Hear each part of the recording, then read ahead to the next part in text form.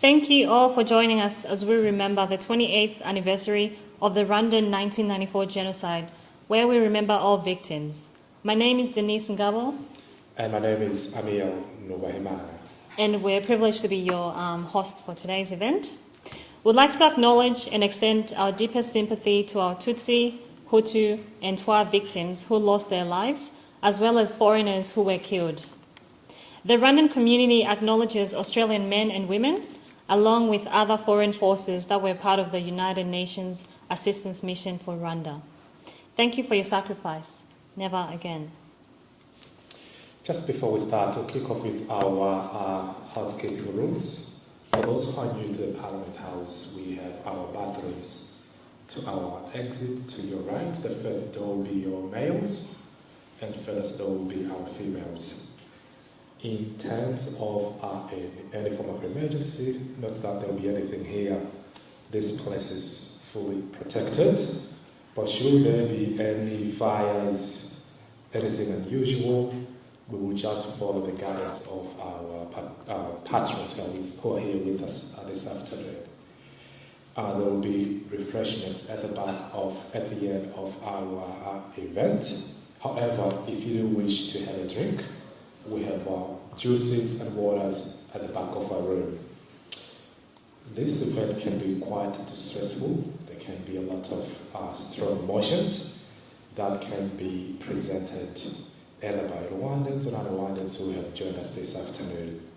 Should there be anyone who may need some time out, please do so. If you need someone to speak to, please reach out to the person who's next to you, have a yarn. And our plan is to have a successful annual Rwandan commemoration here this evening. Without further ado, we have a lot of colleagues are here today. We have community representatives, we have our leadership here who make decisions that impact our daily lives. We have our own patrons who are here with us as well, and we'll give our president in a moment a time to address and provide a relevant message which he has prepared for them. However, I want to acknowledge Leonie Thompson, who is here to join us, as well as bless this event and give us an official welcome before we kick off our ceremony. Can you please put your hands together for Leonie? Thank you.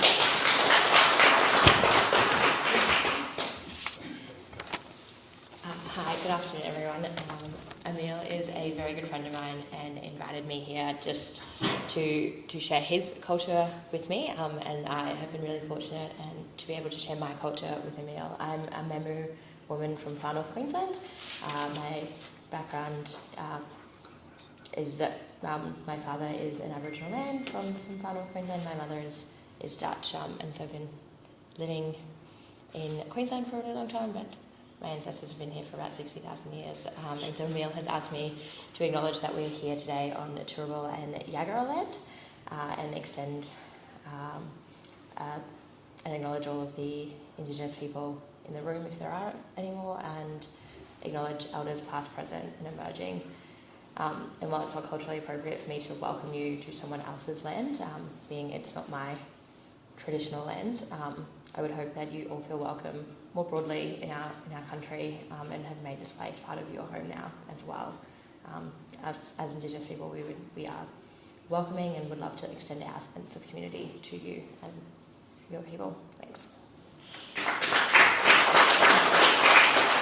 Thank you so much, Leonie. And something, if you have hanged around a lot of Rwandans, you'll know that we love to connect, explore ideas, explore possibilities. And for Leonie, all you do within your own community, for your own culture, we appreciate you. And we do look forward to learn more and find ways that we can contribute to make this country our home. Thank you very much. Thank you.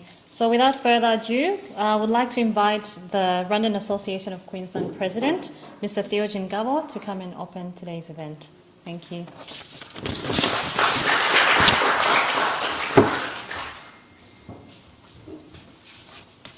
Thank you.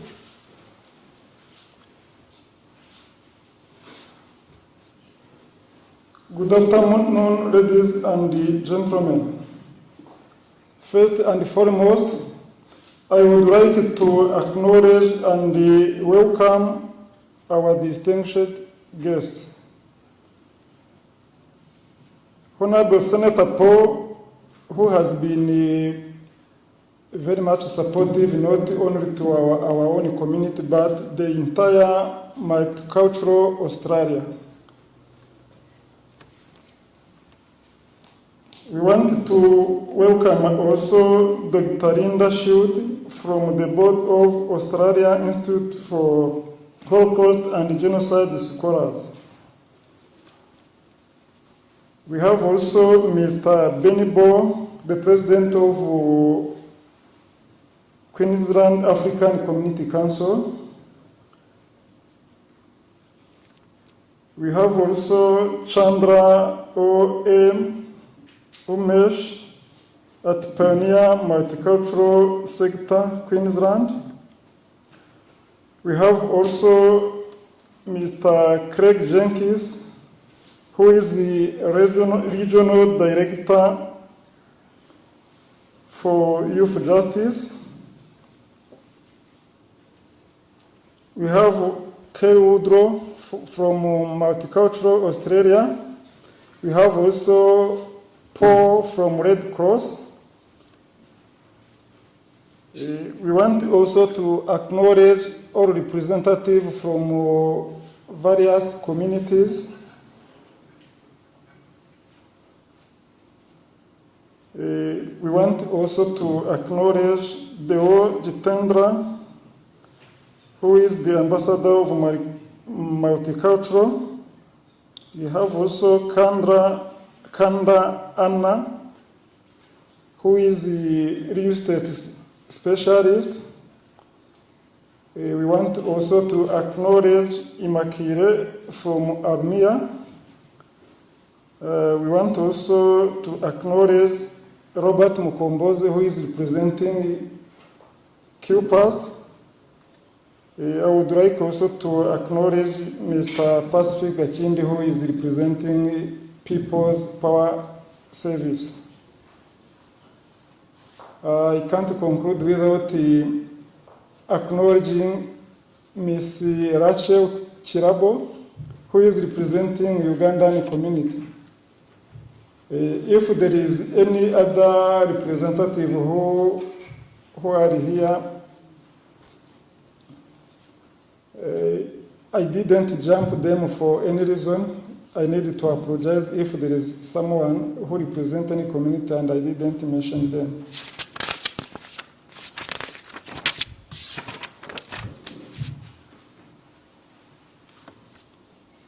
So, greeting everyone and welcome to our annual Rwandan Genocide Commemoration 2022. I begin by acknowledging the traditional custodian of this land on which we gather today. I pay respect to the Tabo and Jagra, their elders past, present, and emerging. I also wanted to acknowledge and thank all political and community leaders who are here with us today. Ladies and gentlemen, it is with profound gratitude that I stand here among you to remember all the victims of the Rwandan genocide.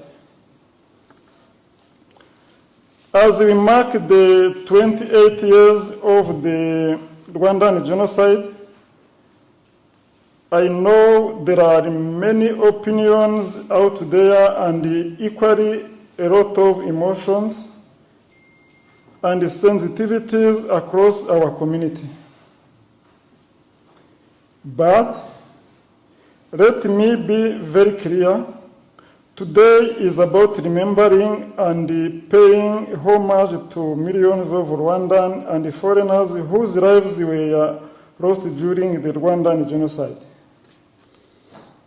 Ladies and gentlemen, as we come together to remember the victims of the Rwandan genocide, I would like to remind everyone that we all have moral and legal responsibilities collectively and individually to ensure we preach the message of peace, forgiveness, and reconciliation among our people and communities.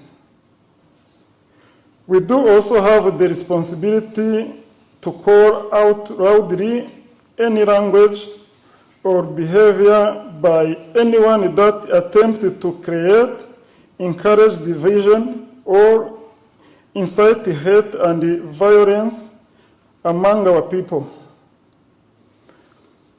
We must reflect very critically and hardly on and learn from our past and do everything we can as individuals and community with the support from our friends to ensure that what happened in Rwanda, that genocide, will never happen again.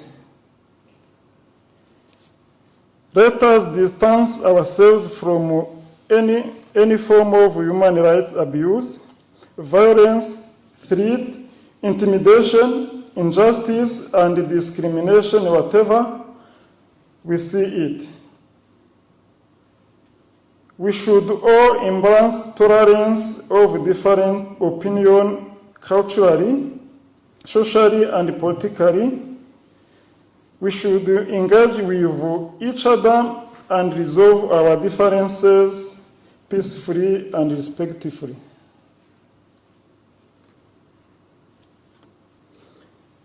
The leadership of the Rwandan Association of Queensland calls upon all the Rwandan and our friends from the wide African and Australian community to genuinely support and work with us for peace, unity, forgiveness, and reconciliation, and refrain from any private and public sentiments that inflame hate and division among our people. It is not my job as a community leader to engage in the debates about the specifics of what took place in my mother's land of Rwanda. I am very sure that the whole world knows about it. There is plenty of credible research and writings about the Rwandan genocide, and I will leave it to anyone who would like to learn more about the horrific, man-made and unimaginable human tragedy of our recent past history. The Rwandan Association of Queensland Leadership message for today is to talk about peace, forgiveness, and reconciliation as we remember all the victims of the Rwandan genocide. To all our departed loved ones, we will always remember you individually and collectively. Thank you very much for your attention.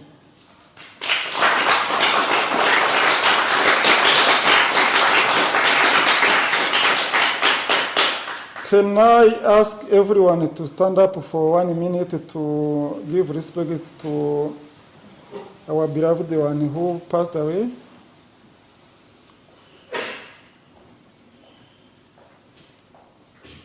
Thank you. Come take a seat.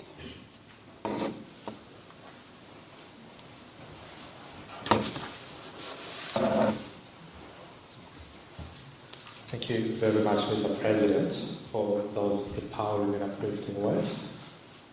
It takes great courage to put this house together, given our past and all the challenges that our community continues to experience 28 years later after the genocide. We have our guest, who is a friend of our Rwandan community, Suraj, who he will give us a special performance to solidify the message that our President has shared with us today.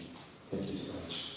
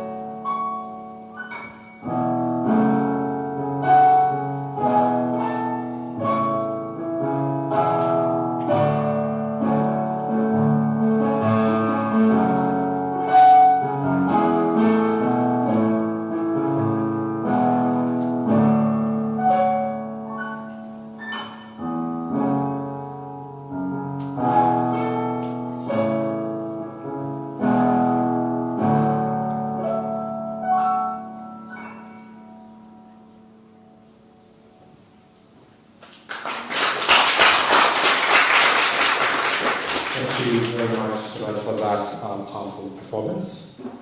For our next segment, I would like to invite our President Theo and Senator Paul to help us with the ceremony of lighting up our candles. As they make their way forward, just to emphasize that as much as we commemorate and remember, we should also make effort to build resilience ourselves and move forward. The light that will be shown today reminds us of the importance of focusing on the future. It's a reminder of hope and resilience that one has continued to move forward with. So Paul and Theo, they will light up our candles, and once they are done, we will then move on to our Ibigo, who is our President of the African Communities Council. They will go one row at a time.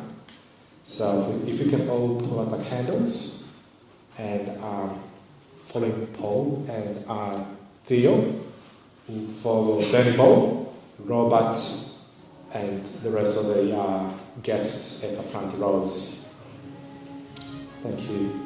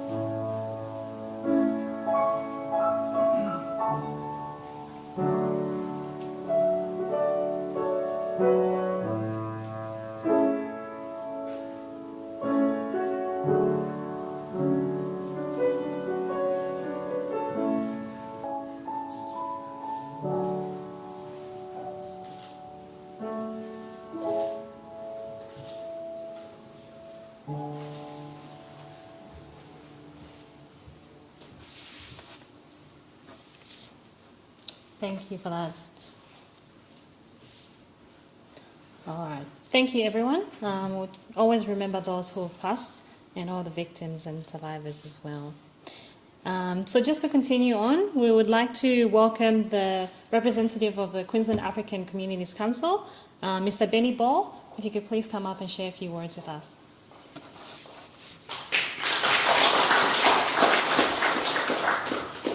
Thank you. Do I need microphone? Can I begin by acknowledging the traditional owners of the land on which we are gathering today? Just want to pay my respect to the elders, both past, present, and emerging. And I also acknowledge all the leaders and everyone who's here today. And most importantly, I want to pay my tribute to all those who lost their lives, and also people who are still suffering from trauma, and it will be there forever for the rest of their lives. So that's really important to acknowledge. As you all probably know, today I was not going to come. I did send my apologies to you because when I look at the invitation, so it actually clashed with the award night, and I felt very uncomfortable, and I was like, what can I do? Because there's so much that I'm doing there. But in the last minute, I changed my mind to come here first, not only to pay my respect and to stand in solidarity with you and reflect on what happened, but because of many opinions that you mentioned earlier. It's very important for us as leaders to come together and have very open and honest conversation at a very difficult time like this. It's very important for me to come and share my message with all of you. If we really want to remember and to respect our loved ones who've lost their lives, the most important thing is to make sure that things like that will never happen again. That's very, very, very important. And it's not something we can just say. We have to do it. We have to do it through the words. Everything that we say, we need to know individually that every conversation that we have, even at the family dinner table, is so critical in preventing things like this.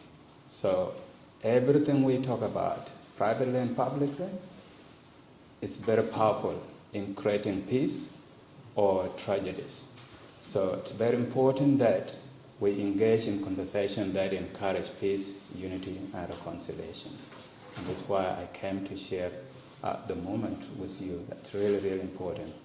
The other thing is, you can see here, and I want to say this very important. Senator Paul, thank you so much for your friendship with all the multicultural communities and with our community. And I want to say one thing. You're not just here because you are the only politician who normally get time for our events. So we don't see many other elected officials attending our events. And you are everywhere. And the question we need to ask ourselves, are you the only politician who can get time? You've got so much to do. And usually you find time to come and attend and be with us. And that means a lot, very important.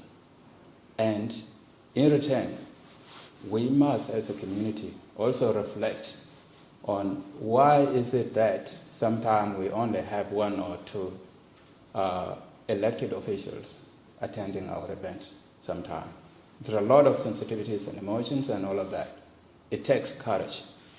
It takes courage for someone like Paul to come here and attend our event. There are some people, and we must be very honest, and many of you know that I'm someone who speaks my mind. A lot of elected officials should have been here with us because this is very important. But because of the sensitivities we're talking about and different opinions and all of that, people tend to say they're doing many other things. And when someone comes courageously and be part of that conversation, we've got to be very thankful about that. and then look at what we need to do to create that environment where we need to have better honest and respectful conversation about our issues. So that's really, really critical. And I think when we come to the chamber like this, leadership is so important too. Leadership is important, and I commend your words, your speech, very important. Focus on unity, focus on reconciliation, and focus on creating an environment of tolerance of different opinions, because other societies like Australia have created systems like that and institutions that brings us together as we are here. Look at the room, the cultural diversity, religious diversity, and everything. That's the creation of leadership. So when leaders take the challenge and take leadership and rise above the opinions and different diversity, they create a very friendly environment, very peaceful environment where the citizens come together and enjoy life. And that's what we need to be doing as leaders, is creating that environment, making sure that our people are happy and are staying peacefully. So I want to say thank you for the opportunity to come here and share this moment with us. We need to engage, and we need to engage with everyone, people with different opinions, and every single person has got the right to further respect and pray and reflect in whatever ways they can, in their own homes or coming here or everywhere. And we all need to respect that and encourage all of us to respect whatever we are doing and tolerate each other. Thank you so much.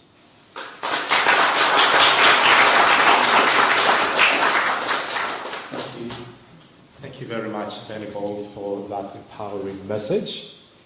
On behalf of myself and every single one of us is here this afternoon, we appreciate all you do for your own community as well as for us, all Africans and Queenslanders. Thank you very much. Really emphasizing Senator Paul's presence. It takes a lot and a lot of courage and a lot of a commitment for him to be here with us. I will in a moment invite my colleague Dennis, who will share a lived testimony for a person who wasn't able to make it today, but he has given us a story which will bring to light what happened in 1994 and what led us to be here today. So just to re-emphasize the courage, every single one of us here, everyone that has a story, but with a lot of sensitivities and a lot of pressure. A lot of people are still working on their own, still working within themselves, as well as still developing their own resilience towards a lot of pressures that continue to affect and take us back to what happened in 1994. So Denise, you can make your way forward to share your message with us today. Thank you. Thank you, Emil. Ladies and gentlemen, it's my true privilege and honor to be sharing a story of a survivor. And we know that everyone who survived has their own story. But today we'll be sharing the story by Jean-Marie Minani, a Rwandan victim by both Hutu and Tutsi regimes. A summary of my testimony, period 1994 to 1998. Now, I'm not going to share the full testimony because it's very long. We'll put it on the website, on the RAC website, if you want to read the full. If you want to read the full testimony, I'll just share a few things here. Thank you. So, with the abstract, it says, since I entered the world on 8 June 1973 until today, my life is surviving atrocities. It was in April 1973, 2 months before I was born, while my mother carried me in her womb. My mother and I survived the killings that took place in southern region of Rwanda, preceding a military coup against President Kayibanda, removed from power by Major General Habyarimana. In 1994, between April to July, I survived the 100 days Tutsi genocide when the mass slaughters took lives of many Rwandan Tutsis and other ethnic groups and some foreigners. In 1996 to 1998, I survived the mass slaughter of Hutu refugees in the DRC Congo. I traveled about 3,000 kilometers in 9 months on foot in the Congo jungle, crossing small and big rivers, swamps and hills, hiding in the forest to escape the slaughters area where millions of Rwandan refugees have been surrounded by the soldiers sent by the current Rwandan regime to eliminate them. I survived dying by starvation and other diseases that took tens of thousands of Rwandan refugees in Congo. We were haunted like animals everywhere. Every day we were surrounded by death. I can't really imagine. My survival is a big miracle. I think today I am living life in Nyongezo, a bonus life. In these tragic situations in Rwanda and the DRC Congo, I lost my relatives, Hutu and Tutsi, killed from both sides, either by Interahamwe militia or by Inkotanyi RPF soldiers. My mother, one sister, 2 nephews, my brother-in-law, a half-brother, my cousin, my godfather, many friends and other relatives of the extended family were killed by Inkotanyi soldiers. On the other side, I lost my half-brother, my cousin, his whole family, many friends and other relatives of the extended family were killed in 1994 by Interahamwe militia. Having survived the tragic events that fellow Rwandans go through, it is not easy for me to narrate every detail of what happened to me and my family since. But I find it very important as a survivor to stand and deliver you my personal testimony on what I witnessed, what I saw, and what I went through. Attached is a summary of my testimony, which I will compile in a book. So I'll just read a few things from that testament, but once again, the full one will be on the website. So this one is the invasion of camps and our ordeal in dying jungle of Congo. In the meantime, around October 1996, we heard on radio broadcasting that the Banyamulenge rebels started a war from Mulenge Mountains towards Uvira town in South Kivu. The refugee camps resettled in Uvira, Nyagenzi and Rusizi Plain were shelled by Banyamulenge soldiers using machine guns, mortars, and other heavy artilleries. Thousands of refugees were immediately killed, and survivors left the camp towards Bukavu and Fizi. Few days after attacking camps in Uvira, Nyangenzi, and Rusizi Plain, the refugee camps in Goma and Bukavu were destroyed. This time we heard on radio broadcast that a rebel movement called Alliance des Forces Démocratiques de Libération, AFDL, led by Laurent Désiré Kabila, had started a war to overthrow President Mobutu of Zaire. Around October 20, 1996, Rwandese soldiers openly crossed the Congo-Rwanda border and began to shell the refugee camps located in the region of Goma and Bukavu towns. Many Hutu refugees were killed in Kashusha, Inera, Mushweshwe, Muka camps located in South Kivu and in Kibumba, Mugunga, Katare, and more other camps located in North Kivu. The survivors of the mass killings were pushed into exile in the jungle of Zaire towards Kinshasa. In the last week of October 1996, several refugees arrived in our refugee camp, Chimanga Nyakanenge. It was a disastrous situation. Refugee survivors were already exhausted and hungry. Many children had separated from their parents. Some of them had been wounded, and others were sick without any medication.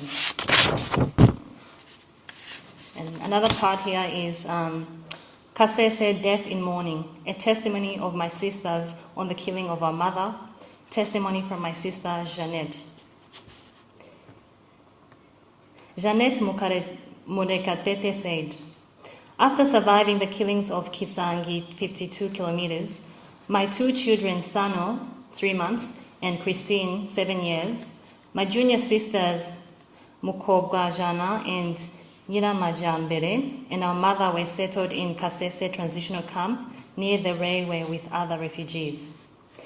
We hoped that humanitarian organizations could bring us back to Rwanda, as the Red Cross agents had already promised. We had settled there since about 2 weeks.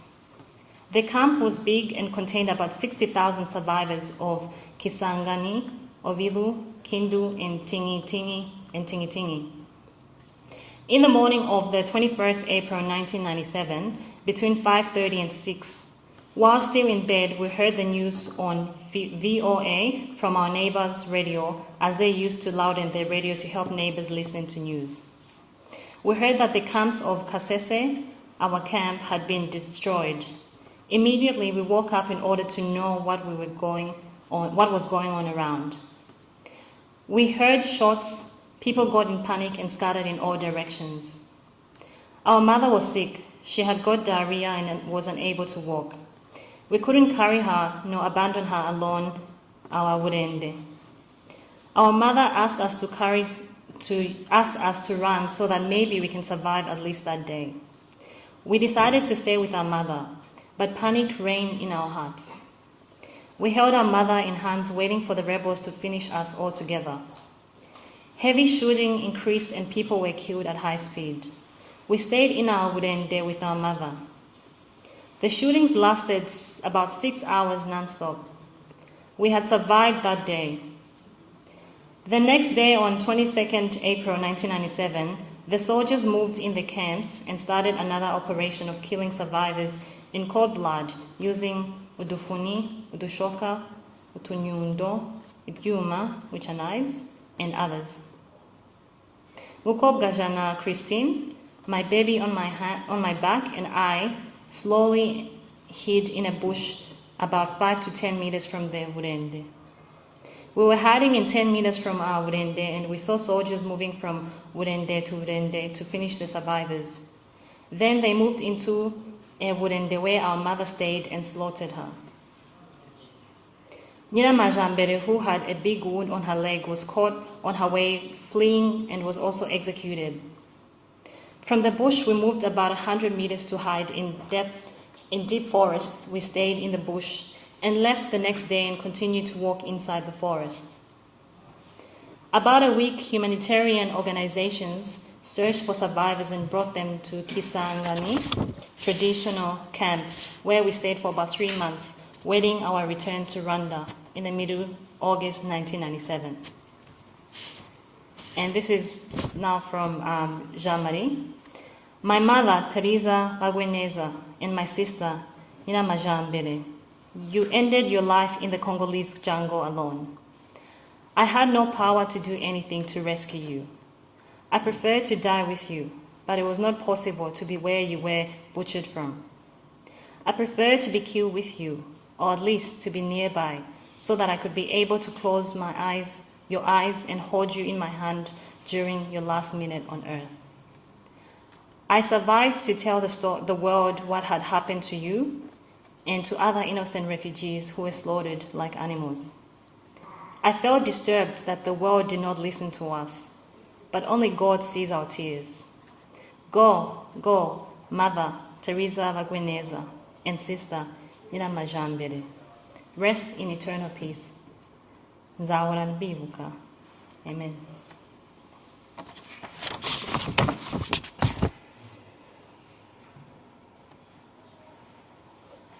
So that was a testament, ladies and gentlemen, by a survivor. And we know we have many testimonies, as Emil talked about.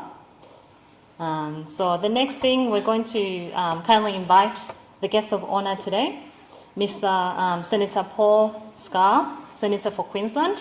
If you come up and give a please.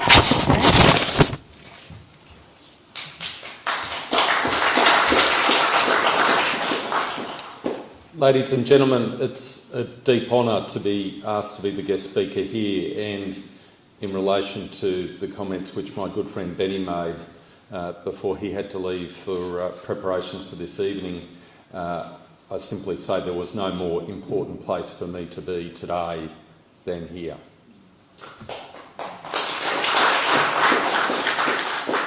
Can I acknowledge the traditional owners of the land on which we're having this commemoration and pay my respects to elders past, present and emerging.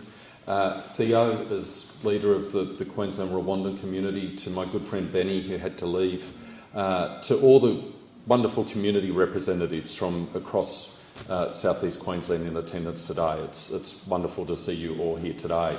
And as I look at my good friends Umesh and Usha Chandra, I was looking at the light, the beautiful light.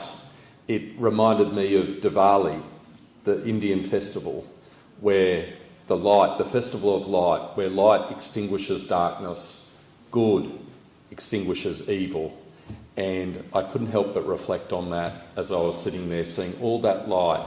And as I was watching each of you come forward and put your own candle there, you saw the light, the intensity of the light grow, and its luminosity covered a greater and greater area. And I think that in many ways symbolises the importance of this commemoration, of us all coming together to pay our respects to all those who lost their lives during those horrific events, and those who are still healing from those events, many in our own country and in countries all over the world. There's one commemoration. I've been attending commemorations of the Rwandan genocide since the 20th anniversary of the genocide, when I reached out to the local community before I was a senator and said I wanted to do something to assist. And I had the privilege in 2018, my wife Louise and I brought along a special guest to the commemoration, and it was the Honourable John Herron, who served as a senator for Queensland in the 1990s and early 2000s. And John Herron was one of Queensland's most distinguished surgeons, and he was president of the Australian Medical Association in Queensland and served with great distinction as a senator and as a minister. But whilst he was serving as a minister and the genocide occurred and the aftermath, there was a message sent out by Care Australia that they needed medical specialists to go to Rwanda to help in the refugee camps. And John Herron, even as a sitting senator, asked the then Prime Minister John Howard if he could have permission to take leave of absence from our Australian Parliament and go and help in a refugee camp in Rwanda. And when he arrived at that camp, the only thing he had was a pocket knife. And there was not a single medical utensil or anything at that camp for him to help those people. And he was there for 8 weeks. He worked day and night helping people. In particular, at that camp, it was young children. And I reached out to him before the 2018 commemoration, and I had not seen him for years, but I reached out and I asked him if he would like to attend the commemoration. And he said he didn't even realise that there was a Rwandan community, an Australian Rwandan community here. So he was thrilled to be able to come to that commemoration. And there were 2 memories I have from his attendance at that commemoration. The first was, and to introduce this, I should say, after John returned to the Australian Parliament, he was giving a speech in the Senate and broke down. He started speaking incoherently, and his colleagues surrounded him and led him out of the chamber. He was suffering from post-traumatic stress disorder, from what he'd seen, and he didn't realise what it was at the time. And the first memory I have from his attendance at the commemoration was when I saw him in a corner with an ex-Australian serviceman called Miles Wharton, who served in the UNAMIR force in Rwanda, and Miles himself suffered from post-traumatic stress disorder, and they were having a quiet chat between themselves. And I thought how special that was, that these 2 great Australians who'd sought to help, who did such great things in Rwanda, were comforting each other at that commemoration. And the second thing he said, which I'll always remember, and I'm looking at the children here today, he said to me as we were driving him home, he said, "Paul, it was just so great to see all those really happy Rwandan children, because in the context where he was, he saw so much sadness and so much suffering. And that was the last time I saw him before he passed away. And I know there were representatives from the Rwandan community at his funeral, which was a wonderful, wonderful thing. So when I look at the light, I also think about those special people like John Herron, like Miles, who put themselves in positions of danger to help their fellow man and woman. In the context of so much evil, so much hatred, so much fear, those special people who did the opposite and wanted to help people. And I was reading, before attending the commemoration today, an account from an Australian serviceman called Paul Jordan, who served in Unimir. And he was part of 2 sections of the Australian Army who were dispatched to a refugee camp, an internally displaced persons camp called Ibigo, where a horrific massacre occurred. And there were 4 Australians there who were granted medals of gallantry, the first medals of gallantry that had been granted to any Australian servicemen or women since the Vietnam War. Australia's involvement in the Vietnam War had ended in 1972. So for the first time in 22, 23 years that any medals of gallantry had been awarded for the bravery they demonstrated at that camp when it was surrounded by the army and the pressure was on to dissemble the camp and to return people forcibly back into Rwanda. And those 4 winners of the gallantry medal were Corporal Andrew Miller, Warrant Officer Rod Scott, Lieutenant Thomas Tilbrook and Major Carol Vaughan Eva. And I acknowledge each and every one of them and the service which they provided. And one anecdote from that testimony which he gave and published, and you can find it if anyone's interested in reading it, I can show you where to find it, was he described how they were desperately trying to get as many people out of the camp through the roadblocks to safety as they possibly could. And we're talking here about a camp that originally had something like 100,000 people crammed into it.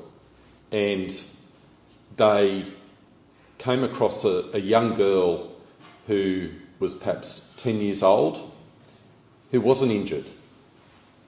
And the RPA was checking the ambulances as they were going out to see if they were carrying wounded people or not. And they put a bandage around this uninjured girl and put her in a bed at the top of the back of the ambulance, gave her a biscuit to try and settle her down and keep her quiet.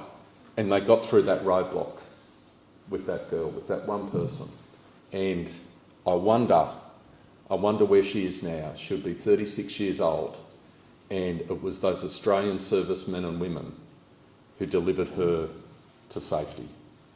So as we attend this commemoration today, we reflect on the darkness, the evil of those times, and what is happening in other places in the world, which are also driven by darkness and evil. Let us also reflect on the light, and our common humanity, and that extraordinarily strong message from Theo and also Benny about always pursuing peace, forgiveness and reconciliation. Thank you very much.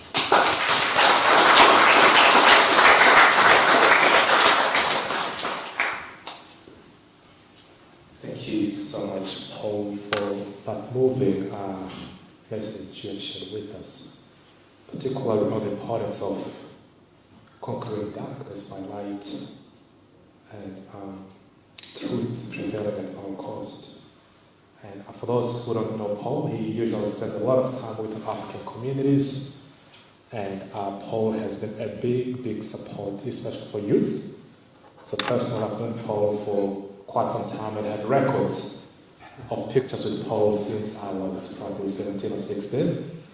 So of your friendships with us and all you do for the Rwandan community as well as other multicultural communities, Paul, we appreciate ongoing support. Thank you for being with us today. Moving forward, we have our brother Robert Mukombozi, who is a former Rwandan president, a former president of the Rwandan Association of Queensland. Robert has also been a pioneer in the multicultural sector, and he's at KWIBUKA, where he works with people who have gone through conflict and some of the narratives that Paul shared with us today. Robert, for all you do as well, we thank you and we do look forward to your message today. Thank you.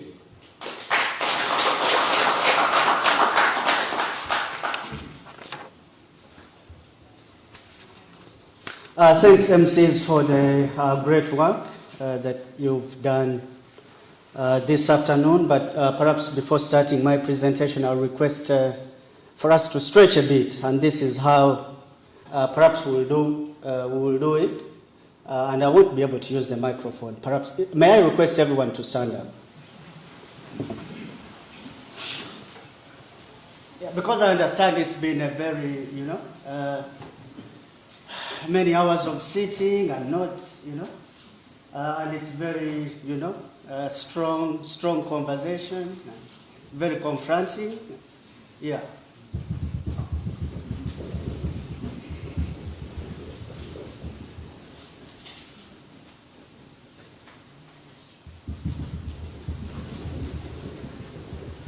I hope it doesn't get harder.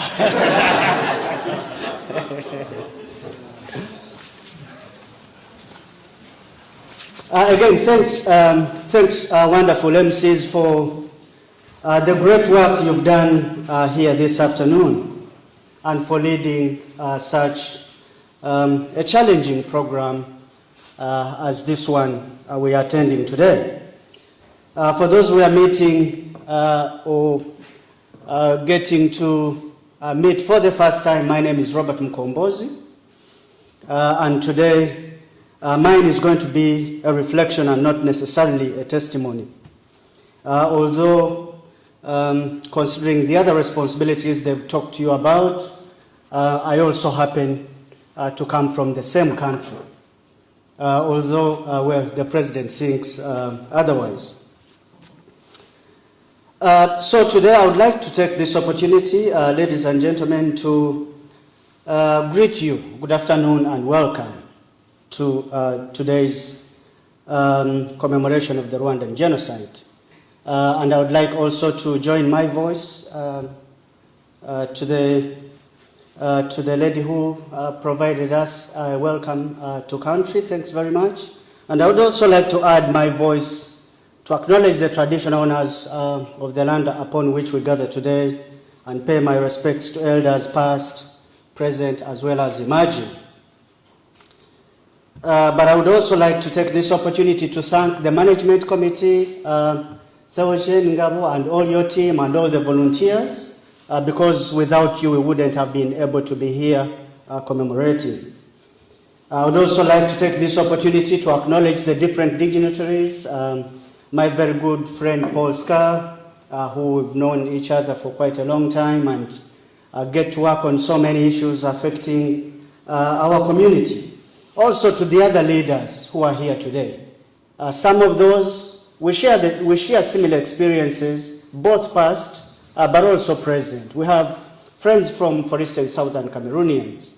We also have, I think, friends from Somalia who've gone through a similar experience, not necessarily the genocide, but similar conflict. We've had our friends who were from Ethiopia who were meant to be joining us here. They will be here a bit later, or they were also meant to be here as well, and other communities that we share the same experience. But today, I'm going to focus on why we are commemorating today in my reflection.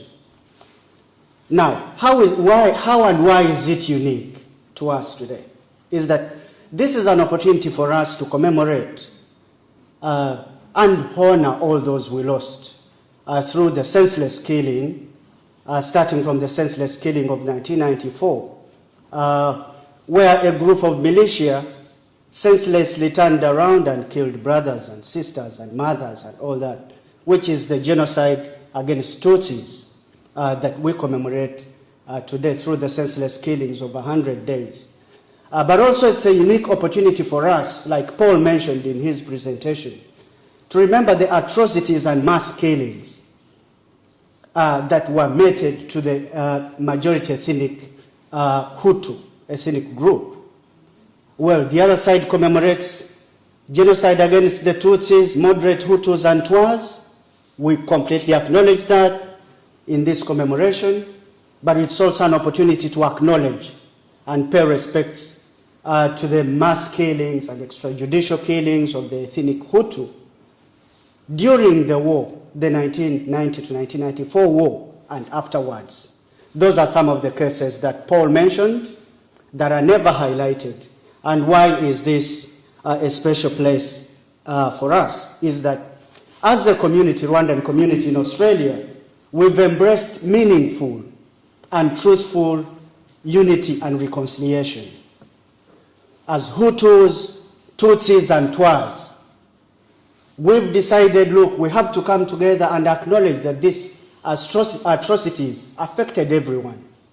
And therefore we need to create a safe space for everyone to remember their wrong and not necessarily say, oh, well, I'm the victor and therefore we will acknowledge the genocide against the Tutsi only. We are not saying that's a bad idea. Obviously, we do acknowledge that, but we need to create a safe space for everyone to be remembered, and we need to respect that. We also need to emphasize that we are a non-violent and peaceful community, regardless of what the Rwandan government, the hostile and aggressive Rwandan government, tries to portray us as a violent and genocide, a group of genocide deniers. Well, I've seen a lot of rubbish come from media and all that, and trying to intimidate, and we are in a very egalitarian and democratic country, and therefore it's our responsibility as Rwandans to be able to create a safe space for everyone to remember and honor their own. And whoever wants to give us direction about how we have to honor our own people, they can do that. They have a government. They can do that there. We have a right here as Australians.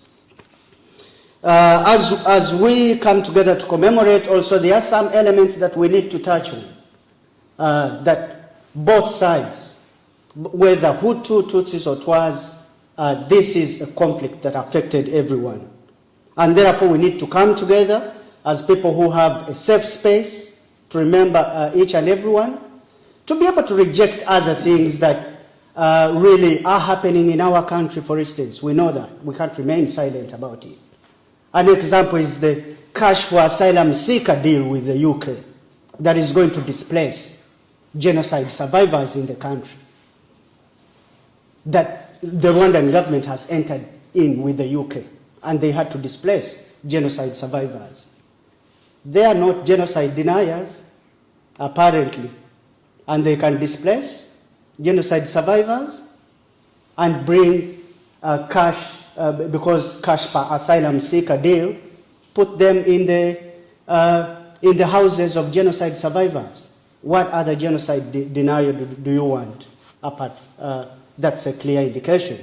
But apparently, if you speak a different narrative, you are the genocide denier, and many charges will be trumped against you, be hunted wherever you are, and where possible be kidnapped, and be tried in a sham court and kangaroo court and be handed a life sentence. We know all these things, we know all these games, and it's an opportunity for us to be able to present the facts why we are here today and why a lot of noise will continue being going on. The other thing is the opportunity to be able to acknowledge the heroes and the brave men and women that had a responsibility in ensuring that these atrocities stop and other people be able to get the support they needed. Paul talked about the young girl who was rescued by our Blue Beret who went into supporting Rwanda.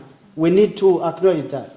We have people like Paul Rusesabagina, who is now being handed a 25-year sentence, kidnapped in Dubai and extradited to Rwanda, put through a sham court trial and sentenced to 5 years through a kangaroo court. The gentleman saved more than 1,000 Tutsis in Hotel Melcorin that we all know. But he's been kidnapped. He's now languishing in jail, ladies and gentlemen, and these are things we are meant to be keeping quiet about. We need to speak out about previous atrocities, hold people accountable, whether government or individual, and not accept to be intimidated and bullied by everyone. So, as Rwandans and friends of the Rwandan community, please let's come together to be able to work together going forward. Now, I would like to also conclude by encouraging each everyone to embrace meaningful reconciliation. We should stop playing games about the genocide. We acknowledge the genocide against Tutsi in Rwanda in 1994. Mass atrocities and mass killings of the Hutu ethnic group, but you find people trying to play games. I should remember, you should join me, I'm the one remembering. Well, that's not true and meaningful reconciliation. So we need to work together going forward to be able to achieve that. And therefore, that's where I call upon the Rwandan community, the other African communities, friends of the Rwandan community and mainstream Australians to work together, not only with the leadership of the Rwandan Association of Queensland, but also as Rwandans more broadly, to be able to understand that journey. I'm pretty sure not many Australians know the journey that Paul was talking about. But until we start educating and informing ourselves, we won't be able to know the true journey of Rwandans pre, during, and post-genocide. So let's try to educate ourselves. And where necessary, if you need more information, ladies and gentlemen, feel free to ask any Rwandan to be able to give you true information and not the narrative of the leading Rwanda Patriotic Front, which wants to create a one-way narrative, and whoever speaks contrary to that becomes a genocide denier, is hunted, is kidnapped, or either assassinated anywhere in the world. So let's come together, embrace true unity and reconciliation, go forward together, give ourselves opportunities, make friends, embrace new friends, embrace this beautiful country on the planet, most beautiful country on the planet, that has given us boundless opportunities. Be able to embrace those opportunities, reject foreign interference in any shape or form, and be able to build ourselves, our families, and community going forward. So thanks very much for the opportunity to speak today. More than happy to answer any questions or provide any information at any point in time. Thanks for the opportunity to say a few words.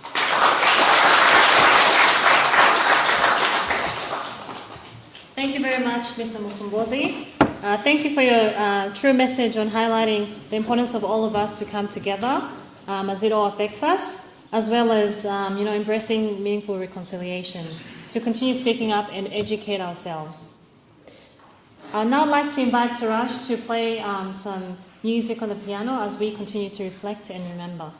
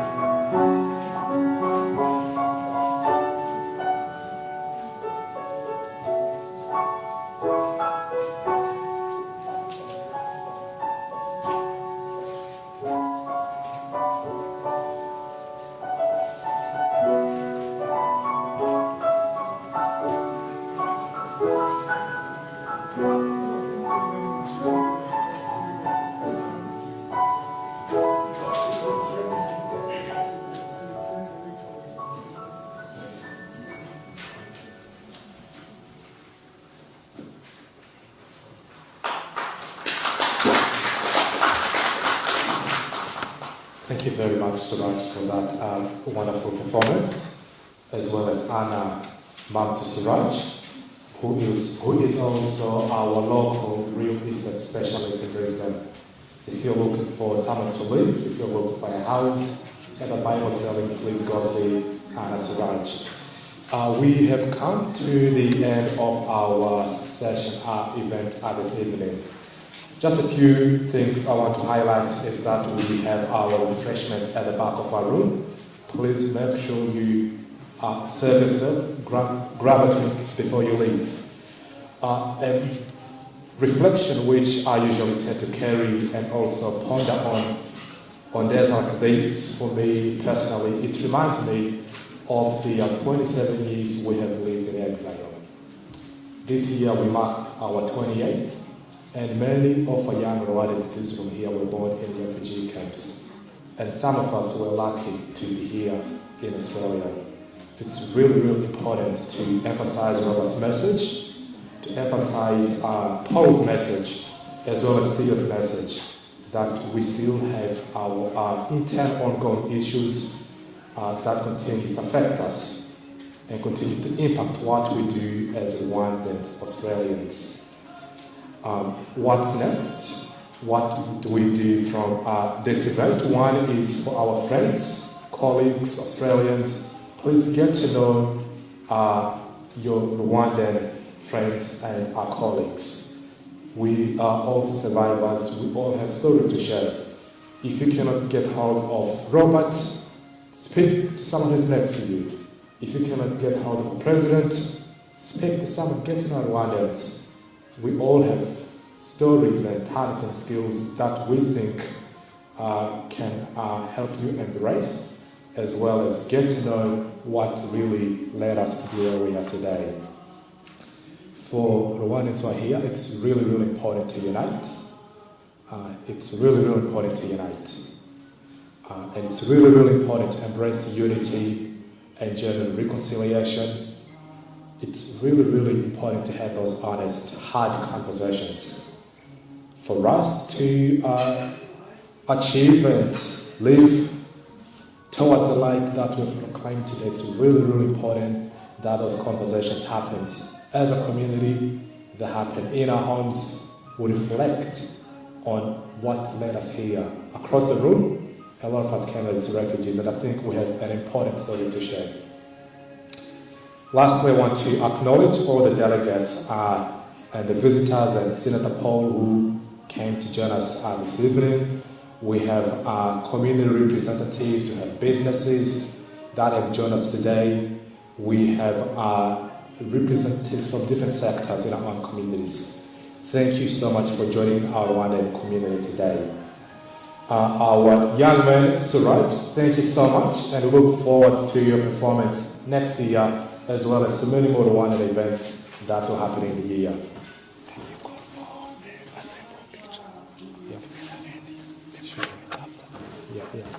To that effect, I want to acknowledge the ongoing hard work of our Rwandan community, particularly our President Theo. Can you please stand up and wave to your members?